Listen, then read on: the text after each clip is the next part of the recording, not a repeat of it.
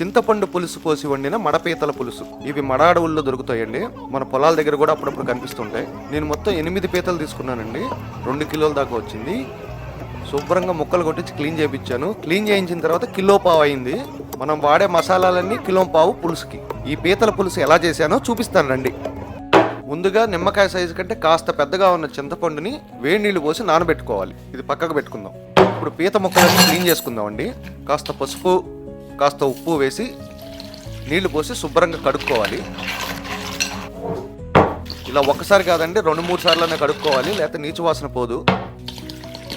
బాగా శుభ్రంగా కడుక్కున్న తర్వాత చిటికెడు పసుపు, 1½ టేబుల్ స్పూన్ కల్లుప్పు, 2 టేబుల్ స్పూన్ల కారం శుభ్రంగా కలుపుకొని 1 గంట సేపు మ్యారినేట్ చేసుకోవాలండి.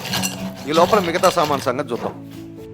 2 మీడియం సైజు ఉల్లిపాయలు, దీన్ని మిక్సీ వేస్తానండి, అందుకని చెప్పి చిన్న చిన్న ముక్కలు కొయ్యట్లేదు, పెద్ద ముక్కలే కోస్తున్నాను. 10 పచ్చిమిరపకాయలు, 1 పెద్ద టమాటా. టమాటా మిక్సీ చేసి పక్కన పెట్టుకోవాలి. ఉల్లిపాయలు పచ్చిమిరపకాయలు కలిపి మిక్సీ చేసుకుని పక్కన పెట్టుకోవాలి. 1 టీ స్పూన్ గసగసాలు, 20 జీడిపప్పు, కొబ్బరి చిప్పలో పావంతు ముక్క కలిపి మిక్సీ చేసుకుని పక్కన పెట్టుకోవాలి. 15 వెల్లుల్లిపాయలు, ఇంచు సైజు అల్లం ముక్క, ఇది కూడా మిక్సీ చేసి పక్కన పెట్టుకోవాలి. ఇప్పుడు మసాలా తయారు చేద్దాం. టీ స్పూన్ జీలకర్ర, టీ స్పూన్ ధనియాలు, 10 మిరియాలు, 10 లవంగాలు, 5 యాలకులు, 1 ఇంచు దాల్చిన చెక్క, కొద్దిగా జాపత్రి. ఇవి దోరగా వేపుకొని వేడి చల్లారినాక మిక్సీ పట్టాలి. సరంజామా అంతా రెడీ అయిపోయింది. ఇక పులుసు మొదలు పెడదాం. కాస్ట్ ఐరన్ గిన్నె తీసుకున్నానండి. 4 టేబుల్ స్పూన్ల వేరుశనగ నూనె, ఉల్లిపాయ పచ్చిమిర్చి పేస్టు, ఇది వేగిన తర్వాత అల్లం వెల్లుల్లి పేస్ట్ వేసేయాలండి. ఇది శుభ్రంగా వేగిన తర్వాత టమాటా పేస్ట్ వేసేయాలండి. కాస్త కరివేపాకు, ఇందాక మ్యారినేట్ చేసుకున్న పీత ముక్కలన్నీ వేసేయాలండి. కాస్త ఇలానే వేగనివ్వాలండి.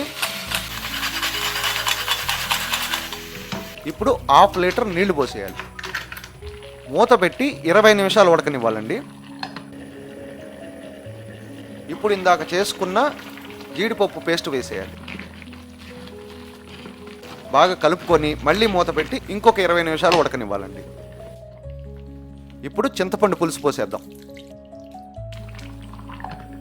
ఇదొక 10 నిమిషాలు ఉడికిన తర్వాత ఇందాక తయారు చేసుకున్న మసాలా మొత్తం వేసేయాలి. ఒక్క 5 నిమిషాలు ఉడికితే సరిపోతుందండి. ఇప్పుడు కాస్త కొత్తిమీర వేసుకొని ఒకసారి కలుపుకొని దించేయటమే.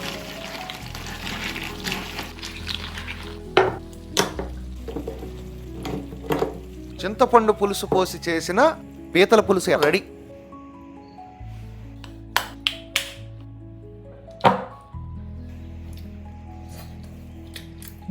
మీరు కూడా ఒకసారి ట్రై చేసి ఎలా వచ్చిందో చెప్పండి.